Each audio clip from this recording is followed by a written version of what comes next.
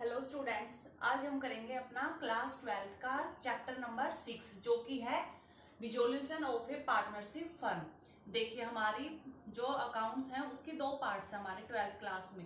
First part जो है उसका हमारा लास्ट लेसन है जो कि अब हम करेंगे, उसके बाद हमारी सेकंड बुक स्टार्ट हो जाएगी।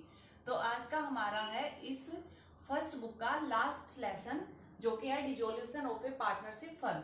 Dissolution of A partnership firm मतलब फर्म का डिसोल्यूशन, समापन। यानी कि देखिए, अभी तक हम पढ़ के आए हैं कि किसी ना किसी कार्य के लिए, कोई उद्देश्य के लिए पार्टनरशिप बनती है। ठीक है, तो जो चीज बनती है उसका एंड भी होता है, तो वही चीज इसमें है आज के लेसन में। तो आज के लेसन में क्या है कि पार्टनरशिप का समापन होना। ठीक है, तो इसके दो स्वरूप हो सकते हैं। फर्स्ट है डिसोल्यूशन ऑफ पार्टनरशिप, साझेदारी का समापन होना। इसमें क्या होता है कि फर्म तो चालू रहती है, लेकिन जो पार्टनर्स हैं उनके बीच में जो पार्टनरशिप का स्वरूप था वो चेंज हो जाता है। पुराने वाला पार्टनरशिप का फॉर्मेट खत्म हो जाता है, समाप्त हो जाता है और नया फॉर्मेट चालू रहता है। जैसे कि ए, बी, सी और सी तीन पार्टनर्स हैं। अगर सी छोड़ के चला जाता है तो देखिए पार्टनरशिप तो चालू रहती है फर्म तो, क्योंकि एक के जाने से कोई फर्क नहीं पड़ेगा। लेकिन जो पार्टनरशिप थी, ठीक है, वो अब सिर्फ किस में रहेगी, ए और बी में। तो पार्टनरशिप खत्म हुई है, फर्म समाप्त नहीं हुई। पार्टनरशिप फर्म जो है वो बंद नहीं हुई है, सिर्फ जो पार्टनरशिप थी, जो साझेदारी थी, उसका रूप बदल गया। पुराने वाली साझेदारी अब खत्म हो गई है, अब एक नई साझेदारी निकल के आएगी ए और बी के बीच में।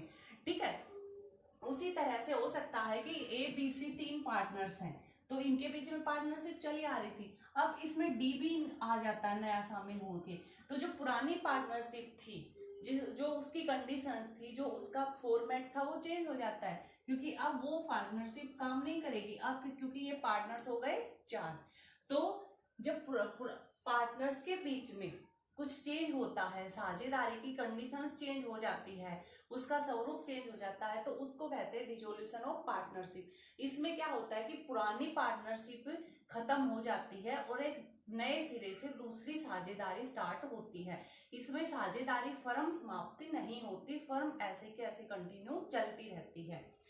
नेक्स्ट था हमारा point dissolution of partnership firm. इसमें क्या है, फर्म का समापन। इसमें क्या होता है कि इसमें फर्म ही समाप्त हो जाती है। जैसे पुराने वाले में तो फर्म कंटिन्यू रहती है, साझेदार आते हैं जाते हैं, ठीक है, ठीक है, उसके ऊपर फर्म के ऊपर इस चीज का कोई इफेक्ट नहीं पड़ता। लेकिन फर्म ही समाप्त हो जाएगी तो पार्टनरशिप अपने आप समाप्त हो जाती है। यानी कि इसमें क्या है कि जब साझेदारी की फर्म, ठीक है, साझेदारी फर्म जब पूरी की पूरी समाप्त हो जाती है तो हम उसको कहते हैं साझेदारी फर्म का समापन। ये तो फर्स्ट है हमारा पार्टनरशिप फर्म का समापन, यानी कि जब पूरी की पूरी फर्म ही समाप्त हो जाती है तो इसके ये दो टाइप से समाप्त हो सकती है। फर्स्ट है न्यायालय के हस्तक्षेप के बिना, यानी कि इसमें कोर्ट कोई हस्तक्षेप, कोई इंटरफेयर नहीं करता और पार्टनरशिप समाप्त हो जाती है। जैसे फर्स्ट है आपसी सहमति के द्वारा, यानी कि जब सारे पार्टनर्स मिलकर आपस में डिसाइड कर लेते हैं कि अब हमें पार्टनरशिप को नहीं चलाना, हमें खत्म करना है, उसके पीछे कुछ भी रीजन हो सकते हैं, ठीक है, तो वो होता है आपसी सहमति के द्वारा पार्टनरशिप का, फर्म का समापन करना। सेकंड है अनिवार्य समापन, यानी कि जब ये अनिवार्य हो जाता है, यानी कि वो फर्म ऐसी कंडीशन में पहुंच जाती है कि उसका आगे नहीं चला सकती वो, ठीक है, उसका मतलब जो बेस था, जो उसको जिस वस्तुओं में वो उत्पादन कर रही थी, अब उसके ऊपर या तो हो सकता है गवर्नमेंट ने बैन लगा दिया गया हो कि भाई इस तरह की कोई भी वस्तु मार्केट में सप्लाई नहीं होगी, या कुछ भी हो सकता है, ठीक है। या जैसे कि अगर दो पार्टनर्स हैं और एक पार्टनर्स की डेथ हो जाती है तो अकेला एक पार्टनर्स तो अपने आप में पार्टनरशिप फर्म चला ही नहीं सकता, तो ये अनिवार्य हो जाता है कि उस पार्टनरशिप का समापन किया जाए, और वो समापन हो भी जाता है जैसे एक पार्टनर्स की डेथ होती है, ठीक है, तो ये होता है अनिवार्य समापन। नेक्स्ट है कुछ विशेष घटनाओं के घटित होने पर, यानी कि इसमें क्या होता है कि कुछ एक ऐसे इवेंट्स हैं, कुछ घटनाएं घटित हो जाती हैं जिसके बाद उस फर्म का समापन होना जरूरी हो जाता है।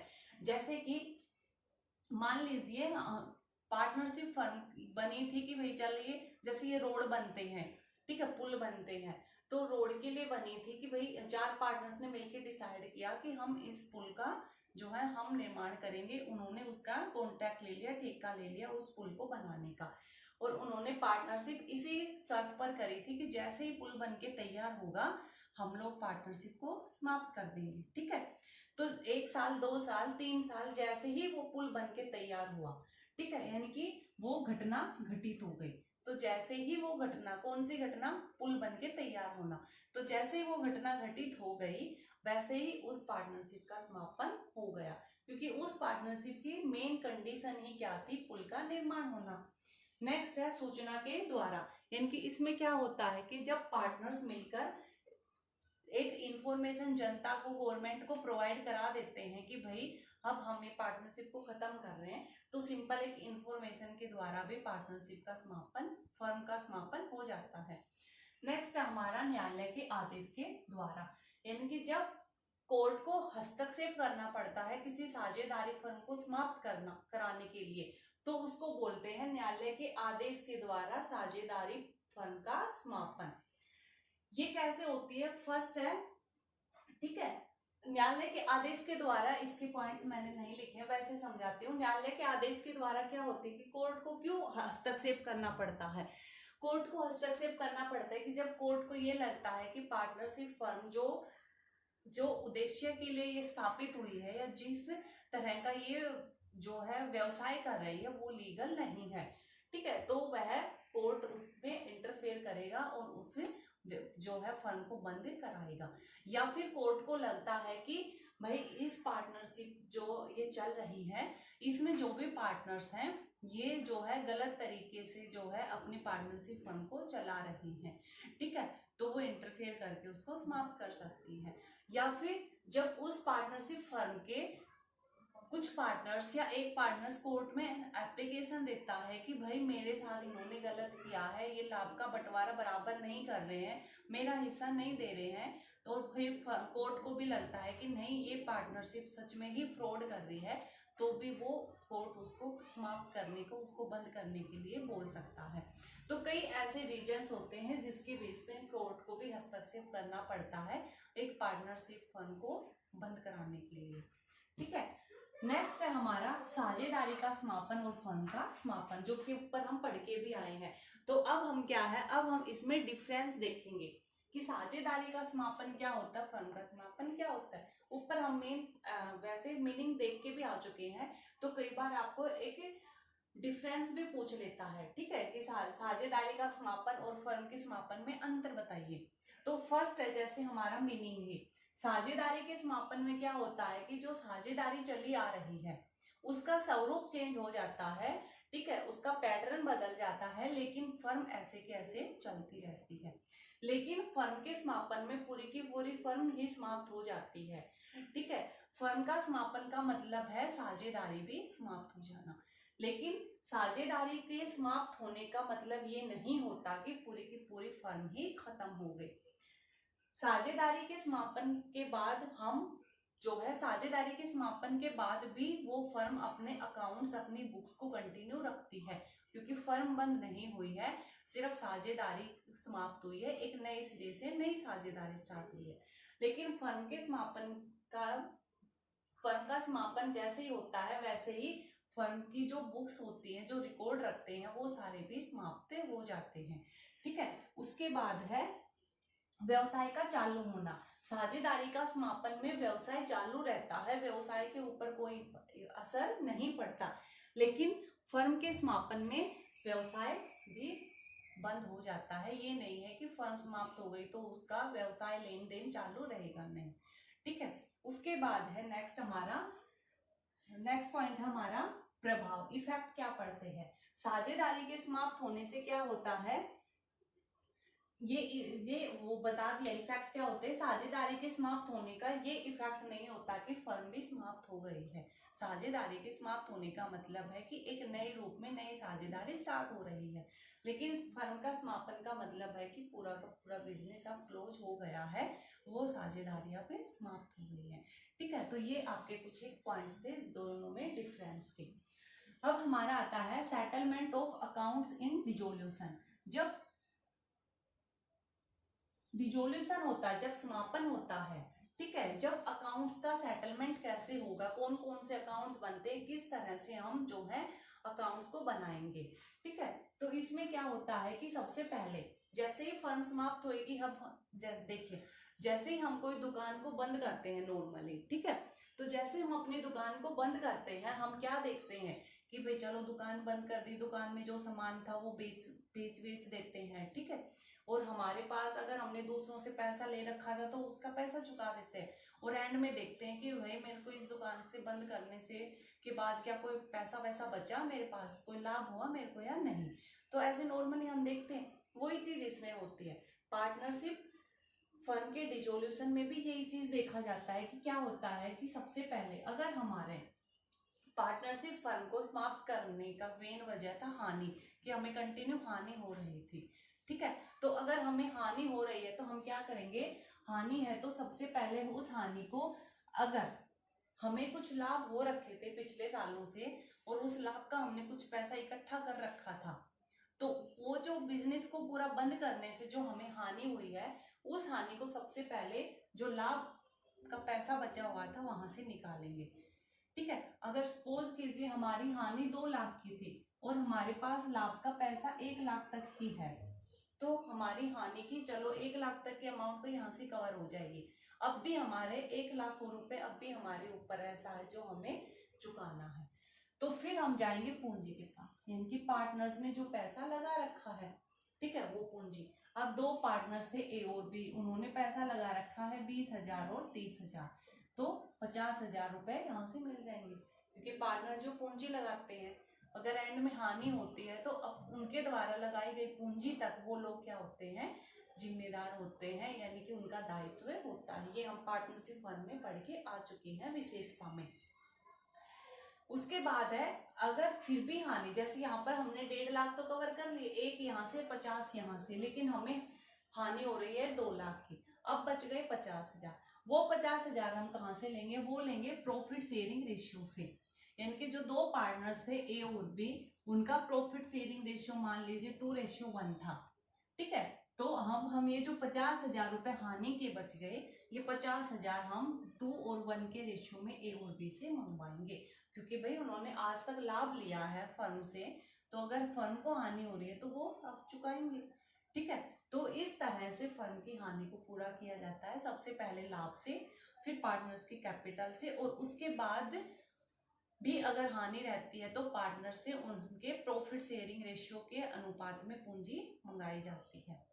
नेक्स्ट है हमारा, अगर हमें पार्टनरशिप फर्म को बेचने से, जैसे हम पार्टनरशिप को खत्म करते हैं, जैसे मैंने बताया ना कि हम उस दुकान को बंद करके जाते हैं तो उस दुकान के सामान को बेचते हैं, तो ऐसे ही अगर हमें कोई अमाउंट रिसीव होता है फ्रॉम सेल ऑफ एसेट्स, अगर हमें उस पार्टनरशिप फर्म की, हमारे पास कुछ संपत्तियां, कुछ एसेट्स हैं और हम उसको बेच रहे हैं, तो बेचने से हमें जो पैसा मिलेगा, हम उस पैसे को किस तरह से यूज करेंगे, सबसे पहले उस पैसे को कहाँ यूज किया जाएगा, उसके बाद उस पैसे का कहाँ यूज किया जाएगा।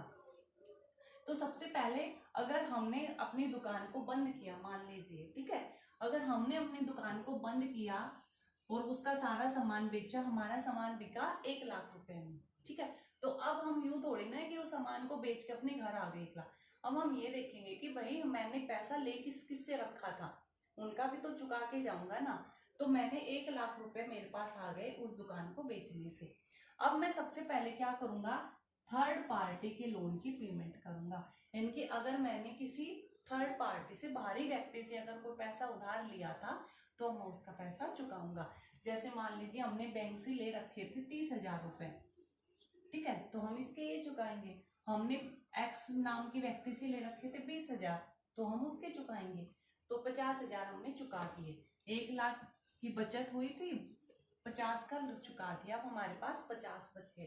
सेकंड नंबर पे उन 50 का हम क्या करेंगे, पार्टनर्स के लोन की पेमेंट, क्योंकि हमें पता है ना कि पार्टनर्स जो पूंजी लगाते हैं वो अलग है और जो पार्टनर्स जो है फर्म को लोन देते हैं वो अलग है। लोन क्या होता है, फर्म का दायित्व हो जाता है, वो ऐसे ही मानती है पार्टनर्स के लोन को जैसे कि उस फर्म ने किसी बाहर वाले व्यक्ति से वो लोन ले रखा है। तो अब अगर फर्म में ए और बी 2 पार्टनर्स थे, और बी ने फर्म को लोन दे रखा है 20,000 रुपए का, ठीक है। तो अब फर्म क्या करेगी, उस बी के लोन को चुकाएगी। तो उसके पास कितने पैसे बचे हुए थे, 50,000।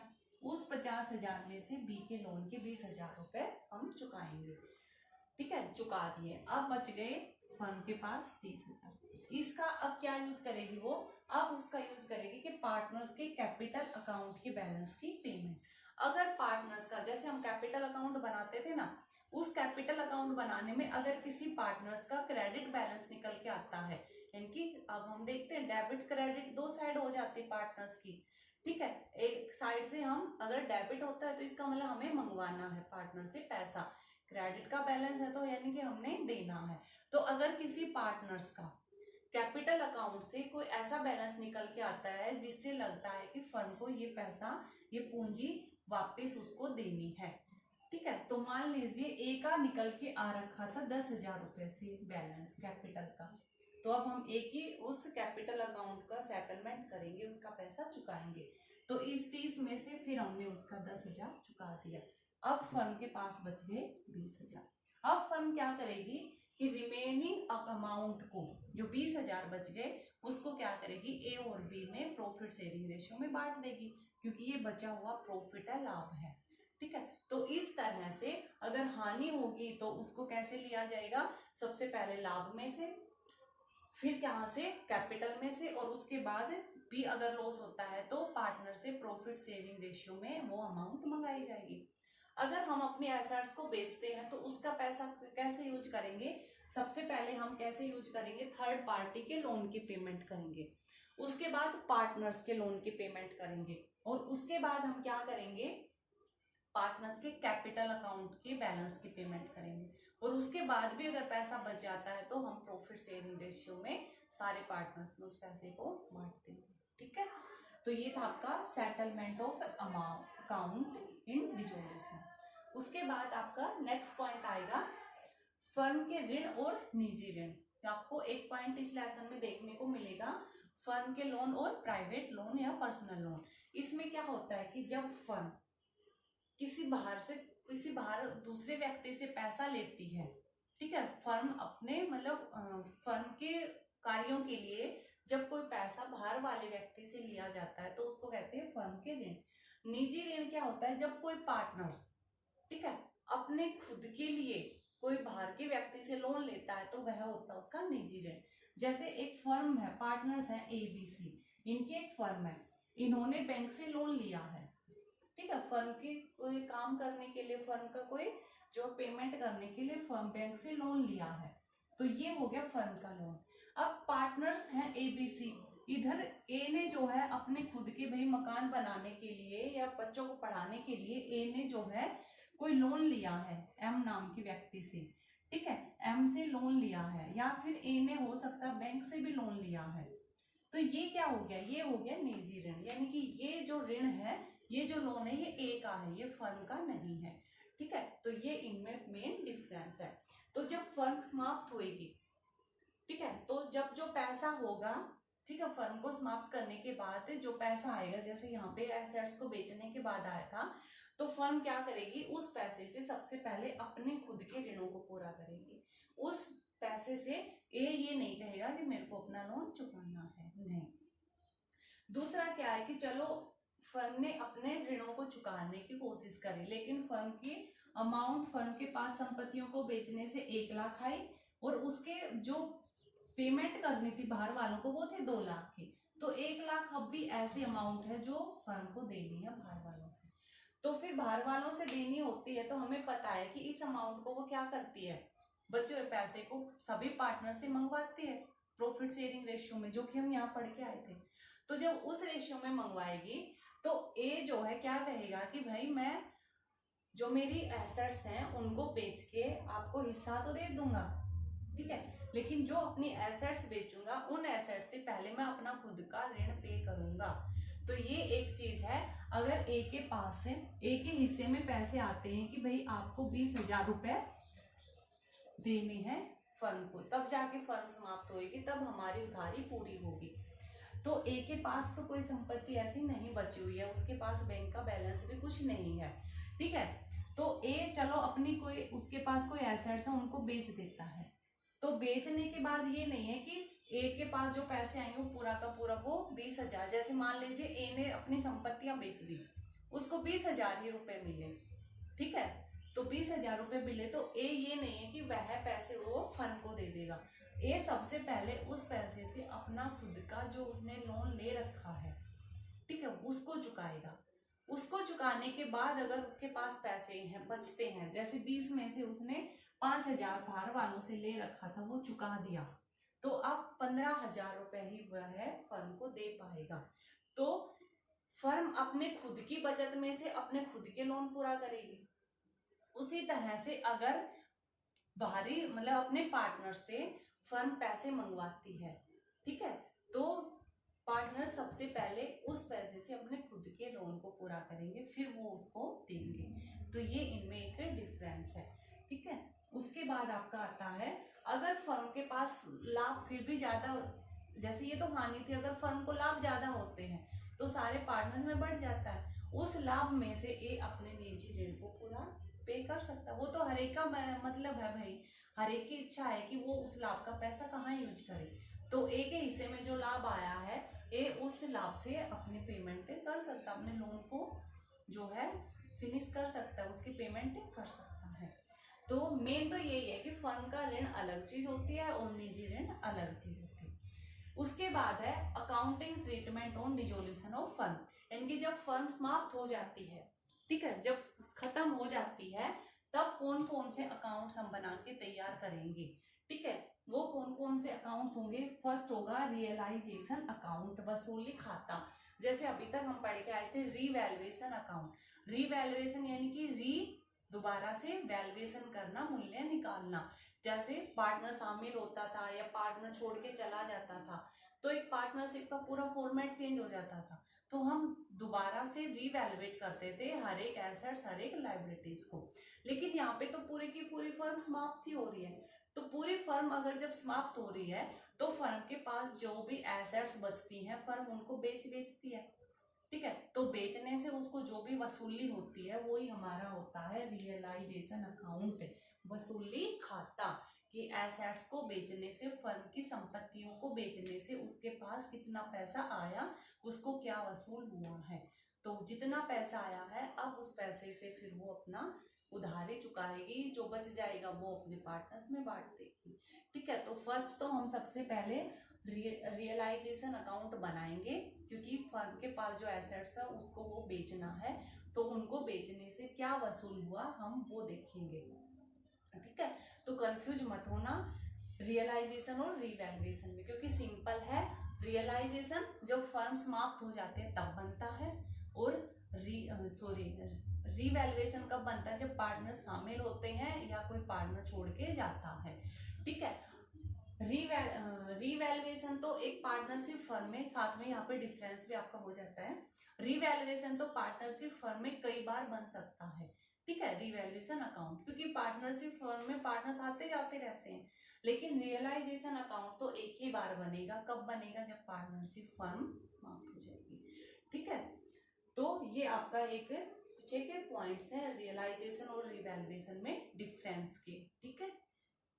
उसके बाद आपका आता है सेकंड पार्टनर्स लोन अकाउंट। वही कि जब पार्टनर्स ने अगर फर्म को कोई लोन दे रखा है तो उसका हम अलग से एक लोन अकाउंट बनाएंगे, जैसा कि हमने लास्ट लेसन में किया था कि जब कोई पार्टनर छोड़ के चला जाता है और जब पार्टनरशिप कैपिटल से हमें पता चलता है कि भाई फर्म ने इतने पैसे इस पार्टनर्स को देने हैं और फर्म उस कंडीशन में नहीं होती, तो फर्म क्या करती है, उसके उस कैपिटल अकाउंट के बैलेंस को उसका लोन मान लेती है। या फिर कई बार ना पार्टनर्स फर्म को वास्तव में वैसे भी लोन देते हैं, जैसे फर्म को जरूरत है और बैंक से मिल नहीं रहा, तो एक पार्टनर्स क्या कहता है, कोई बार ना बैंक से मिल नहीं रहा, आप बैंक को लोन ब्याज दोगे, उतना ब्याज मेरे को दे देना, मैं लोन दे देता हूँ। तो पार्टनर्स का लोन अकाउंट, ठीक है। थर्ड है पार्टनर्स का कैपिटल अकाउंट, साझेदारों का पूंजी खाता हम बनाएंगे। नेक्स्ट हमारा कैश और बैंक अकाउंट, कि एंड में हम फर्म का कैश या बैंक अकाउंट बनाएंगे और देखेंगे कि फर्म के समाप्त होने पर उसके पास कितना पैसा बचा है या नहीं बचा है। तो ये था हमारे जो पार्टनरशिप फर्म के डिसोल्यूशन होने पे हमें जो जोन जोन से अकाउंट बनाने पड़ेंगे उनके बारे में नेक्स्ट लेक्चर में हम पूरा इन अकाउंट्स को कैसे बनाएंगे वो पूरा हमारा प्रैक्टिकल जो है पोर्शन स्टार्ट हो जाएगा इस चैप्टर का। तो ये इस चैप्टर का स्टार्टिंग थी, थ्योरी थी, कुछ एक पॉइंट्स थे कि आखिर है क्या पार्टनरशिप रिजोल्यूशन। तो ये लेसन का एक तरह से इंट्रोड्यूशन था, ठीक है। अगले में इंट्रोडक्शन था ये लेसन का। अगले लेसन जो है लेक्चर में हम रियलाइजेशन अकाउंट्स कैसे बनाएंगे उसके बारे में पढ़ेंगे। रियलाइजेशन जैसे रिवैल्यूएशन नॉमिनल अकाउंट है वैसे ही ये भी नॉमिनल अकाउंट है, उसी तरह से बनेगा, ज्यादा कुछ डिफरेंस नहीं है। तो लास्ट लेसन है फर्स्ट पार्ट्स का, ठीक है। हमारी फर्स्ट बुक कंप्लीट हो जाएगी, आपको ये अच्छे से करना है, छोटा सा लेसन है, ठीक है।